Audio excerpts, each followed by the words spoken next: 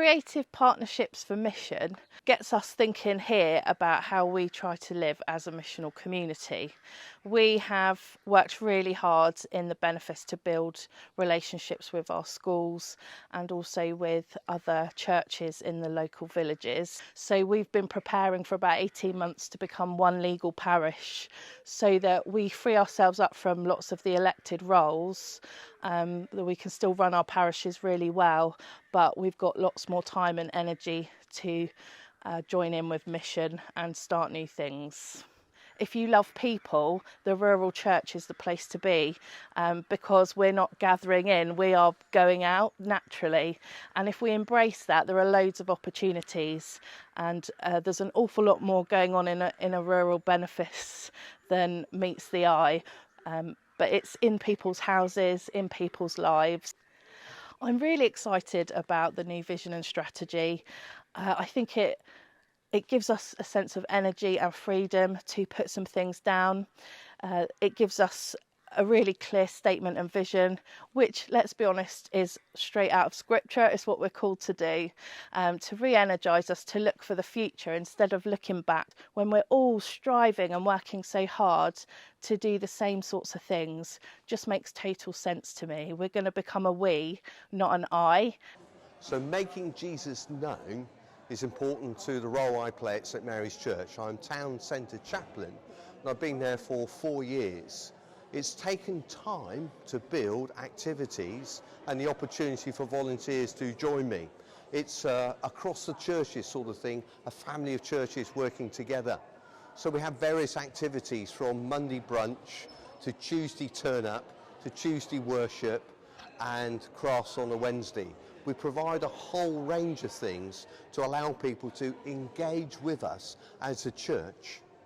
That gives us the opportunity to be Jesus in the community and to offer hospitality to all those around. So strategically and moving forward with the diocese, that's what we want to do. Make Jesus known and work together collaboratively, finding partnerships so we can make the church be real in our communities today.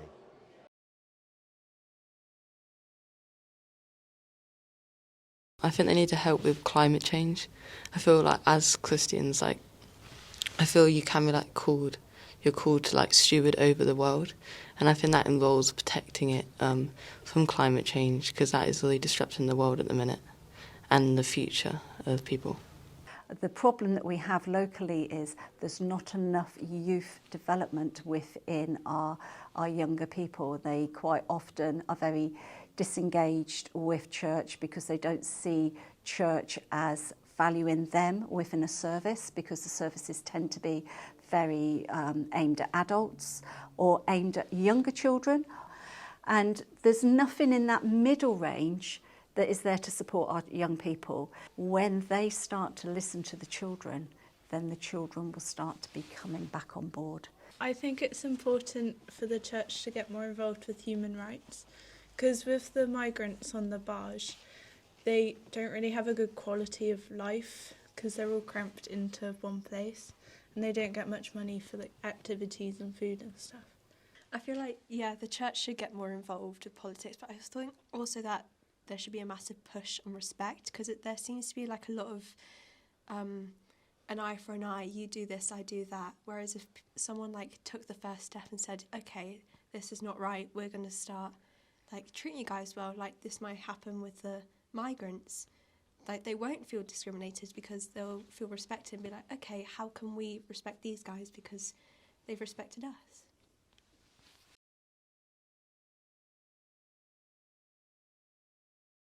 We need to work collaboratively. The rural church will only continue to flourish if we are able to work collaboratively and creatively. And that won't look the same in every rural benefice, but it is about enabling people into leadership, about vocation. What are we actually called to do, rather than what are we doing to try and fill gaps? Being able to build teams around us. I think rural ministry is very isolating for lots of leaders, and being in a team, I have found, is perhaps the best solution to isolation, is having colleagues, having people you can bounce ideas off, having other people who you can pray with, who will encourage you. So building teams, and what those teams look like, whether they're in a benefice or across a deanery, obviously a mixture of lay and ordained leaders, but finding and building and investing in collaborative teams that work well together, that have a common unity and purpose and are encouraging, I think is really key. And I think discipleship is at the heart of what it means to lead in rural churches.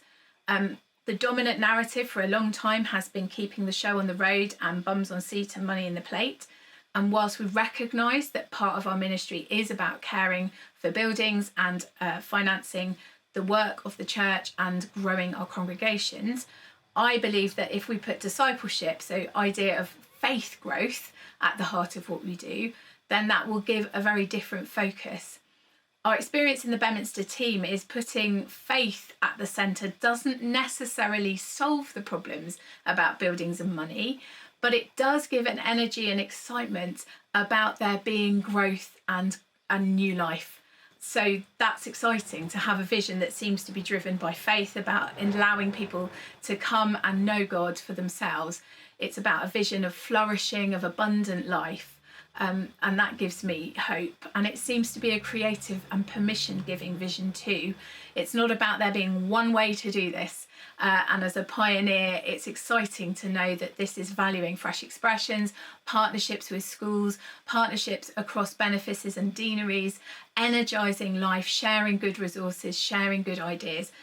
All of those things, being permission-giving, being creative, fabulous.